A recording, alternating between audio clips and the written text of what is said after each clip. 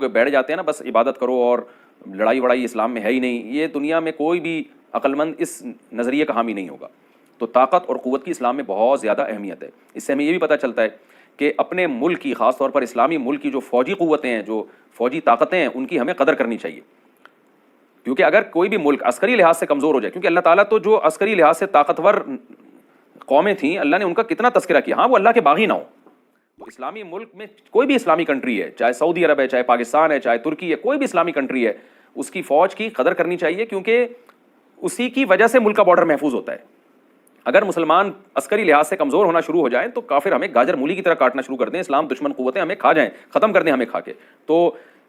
نیک قوتوں کو اپنی بقا کے لیے ہمیشہ سے ایک اسلحے کی اور طاقت کی ضرورت رہتی ہے، اس کی اہمیت اسلام میں بہت زیادہ ہے۔ موسیٰ علیہ الصلوۃ والسلام کے بعد کتنے بڑے بڑے جنگی کمانڈر پیدا ہوئے، ذوالقرنین کا اللہ نے کیسا تذکرہ کیا، ذوالقرنین کی عبادت کا کہیں بھی تذکرہ نہیں، حالانکہ وہ بڑے عبادت گزار بھی تھے۔ داؤد علیہ السلام کی عبادت کا تذکرہ بھی ہے، ان کی تلوار اور طاقت کا تذکرہ بھی ہے۔ تو اللہ تعالیٰ جہاں عبادت کا تذکرہ کرتے ہیں تو طاقت اور قوت کا بھی تذکرہ کرتے ہیں، اس سے عسکری لحاظ سے اپنے آپ کو مضبوط کرنے کی اہمیت کا ہمیں پتہ چلتا ہے کہ اسلام میں اس کی بڑی اہمیت ہے۔ کسی بھی اسلامی ملک کی فوج کا مورال کسی بھی لحاظ سے ڈاؤن نہیں ہونا چاہیے، اور عسکری لحاظ سے وہ کسی بھی لحاظ سے کمزور نہیں ہونی چاہیے، اور اس کو چاہیے کہ اعدوا لهم ما استطعتم من قوہ پر عمل کرے، کہ قرآن کہہ رہا ہے روز بروز اپنی طاقت اور قوت میں اضافہ کرنے کی کوشش کرو۔ اس سے مسلم قوم کو کبھی بھی غافل نہیں ہونا چاہیے، اور کوئی بھی ایسا کام جس سے مسلمان